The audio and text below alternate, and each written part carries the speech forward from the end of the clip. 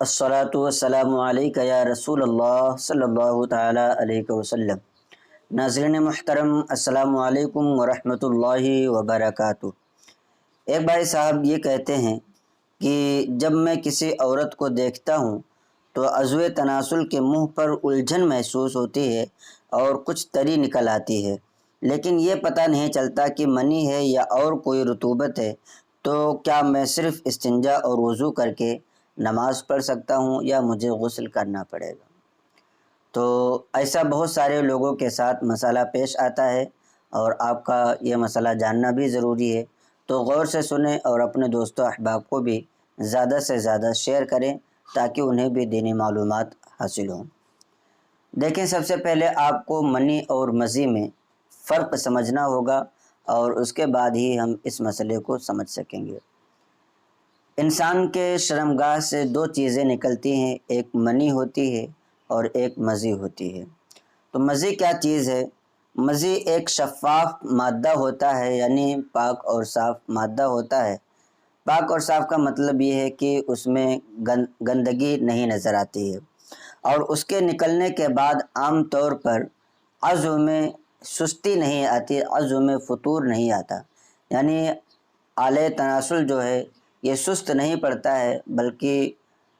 مزی کے نکلنے کی وجہ سے آلے تناسل میں اور زیادہ شہوت ابھرنے لگتی ہے۔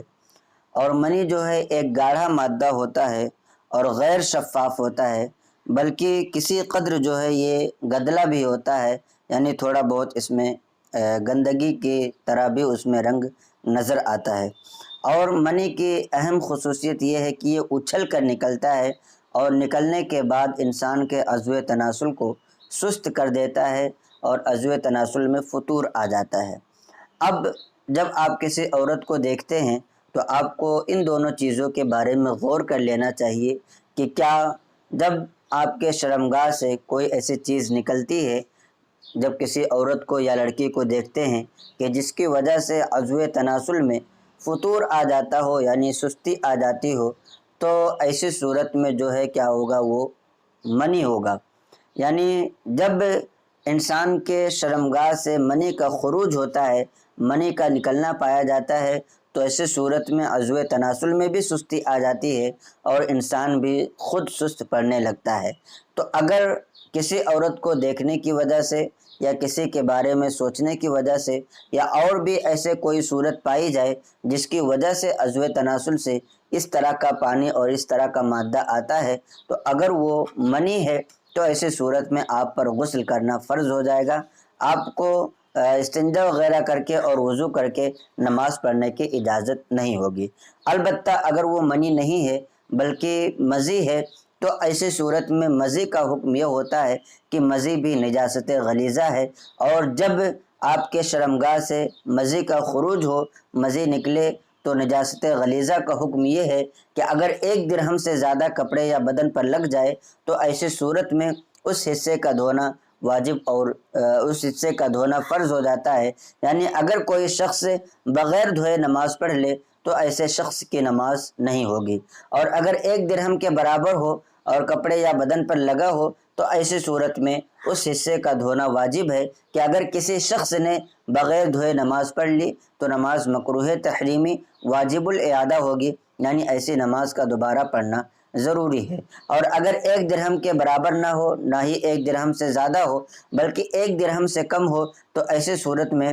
اس عضو کا یا اس حصے کا دھونا سنت ہے کہ بغیر دھوئے کوئی شخص نماز پڑھ لے گا تو نماز ہو جائے گی، لیکن سنت کے خلاف پڑھنے والا ہوگا۔ تو اب آپ کو ان دونوں چیزوں میں فرق تلاش کرنا ہے کہ یہ منی ہے یا مزی ہے۔ تو دونوں کا حکم میں نے بتا دیا کہ اگر منی ہوگی تو آپ ناپاک ہو جائیں گے، اور اگر مزی کا خروج ہوگا تو جس حصے پر لگا ہوگا اگر درہم کی مقدار سے زیادہ یا درہم کی مقدار کے برابر ہو تو ایسی دونوں صورتوں میں آپ کو دھونا ہے۔ بغیر دھوئے اگر آپ نماز پڑھتے ہیں تو آپ کی نماز نہیں ہوگی۔ تو آپ یاد رکھیں اور اس طریقے کے اور بھی مسائل اگر آپ کو پوچھنے ہیں تو آپ کمنٹ کر سکتے ہیں، انشاءاللہ تبارک و تعالی آپ کے سوالات کے جوابات جلد سے جلد آپ کو دینے کی کوشش کی جائے گی۔ آپ سے گزارش ہے کہ اگر آپ پڑھنا جانتے ہیں تو ہماری ایک ویب سائٹ ہے masailworld.com، آپ گوگل پر سرچ کریں اور وہاں پر جا کر کے آپ اپنے مسائل کو پڑھیں اور اپنے علم میں اضافہ کریں۔ السلام علیکم ورحمۃ اللہ وبرکاتہ۔